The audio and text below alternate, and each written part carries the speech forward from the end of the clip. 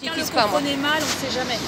Absolument. Alors les feuilles, on va les prendre en salade. Alors comment on reconnaît un pissenlit? Donc c'est toujours, en anglais ça s'appelait dandelion. Dandelion, in English, in the text. C'est une traduction de dandelion. C'est très découpé. Et alors on a une nervure, alors il est petit, alors je ne sais pas si on va... On a une nervure qui est ronde et il y a toujours du latex blanc. Il est petit, on va peut-être pas voir. Le latex blanc, tu peux l'utiliser à quel usage? Non, rien, c'est... Rien. Oh, c'est sympa. Je vais prendre... Ah, tiens, le latex blanc. Ah, c'est ça. Voilà. Ouais. Ça pisse du jus blanc, c'est le latex. D'accord. Alors, les pissenlits... On appelle la laitance. Oui, enfin on appelle ça aussi la laitance pour les... Moi je le connais plus pour les huîtres, mais c'est du latex. De toute façon, ça n'a aucune... Non, aucune vertu, mais c'est un moyen mémotechnique. Si vous n'y avez pas de jus blanc, vous dites bizarre, doute. D'accord. Ça, on peut en faire, il y a des gens qui en font du sirop. Ouais, c'est pas bon, c'est pas le jus blanc. Si, mais en fait, on ne va pas l'utiliser, mais c'est un moyen de le repérer. Si tu n'as pas de jus blanc, tu fais... Je suis pas sûre que ce soit un pissenlit. Oui, il y en a qui se ressemblent. Bah, alors, le pissenlit, il s'hybride. Alors lui, il va chez les copains, il se mélange. Lui, rien à foutre, il se mélange. Voilà. Mais si tu as du jus blanc, tu te dis, ça peut être un pissenlit, ça peut être pas mal.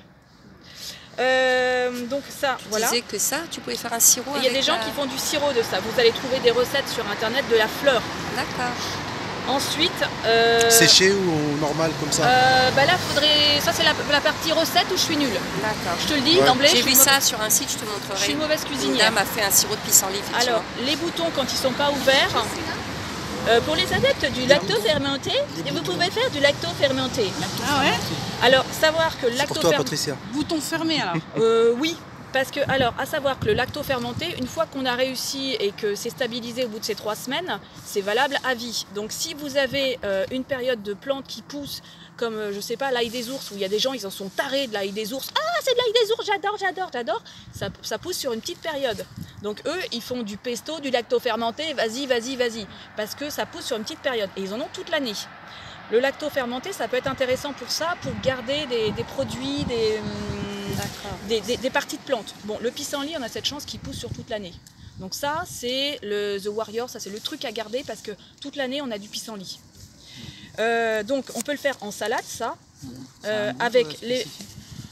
en fait, l'amertume, par exemple, le mari de Nicole, lui, il le fait dégorger dans du sel et du vinaigre pour enlever toute l'amertume. Et le bouton, tu le manges comme ça. Voilà. Donc le bouton, tu peux t'en servir dans la salade et ça dans le lacto-fermenté, comme tu veux. L'avantage du pissenlit, c'est qu'on peut tout utiliser. Bon, après, il va s'ouvrir une fois qu'il a fait sa vie. On a l'espèce de plumeau qu'on souffle, là. Voilà. Et c'est là où on récupère la graine. Ça vous parle? Voilà. Si ça ne te parle pas, on va montrer. Ouais, je veux bien.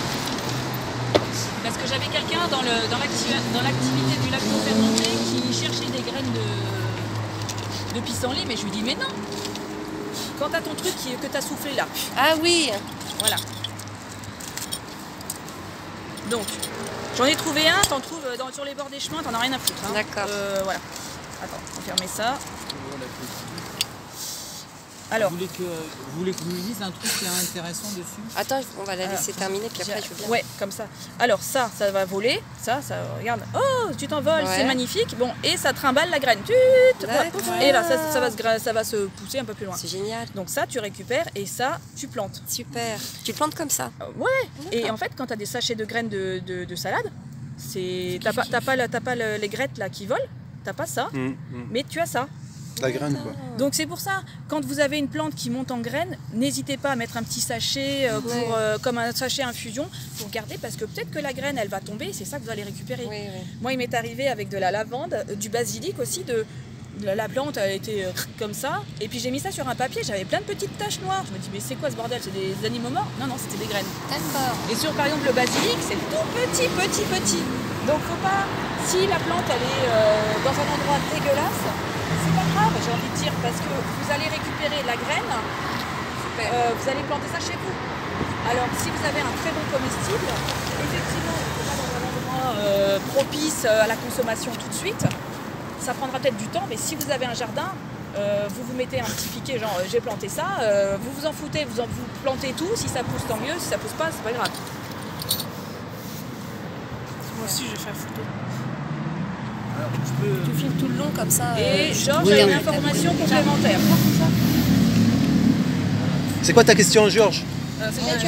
Tu peux filmer le Les début. pissenlits stimulent le métabolisme. Alors oui, Alors, pissenlit, pardon pissenlit, hein, c'est Stimule le diurétique. métabolisme. Les propriétés diurétiques du pissenlit et sa capacité à augmenter le métabolisme sont mises à profit en cure de printemps, sous la forme de jus ainsi qu'en tisane. Les feuilles et les racines, riches en substances amères, ouvrent l'appétit, stimulent la digestion et l'activité biliaire. Elles sont déconseillées en cas de calcul biliaire. Le latex n'est pas toxique, mais il peut laisser des taches sur la peau et les vêtements. Voilà. Le latex, voilà. Ok. Voilà. Merci. Merci, Merci beaucoup. Tu filmeras tout ce qu'elle dit, Oui, s'il oui, te oui. plaît, comme ça tu m'enverras la vidéo. Parce mais que t'inquiète. c'est difficile de prendre des notes quand elle parle. Ouais, c'est...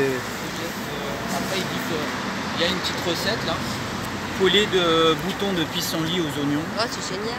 Cueillez des boutons floraux, de préférence bien fermés, au niveau de la rosette de feuilles. Dans une poêle, laissez chauffer un peu de beurre et faites revenir un oignon taillé en petits dés.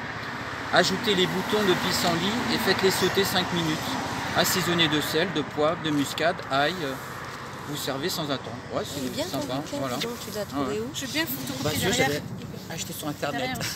Attends, Et moi je ne fais pas d'achat sur Amazon et sur internet. Mais bon, je pense qu'on doit trouver à la FNAC.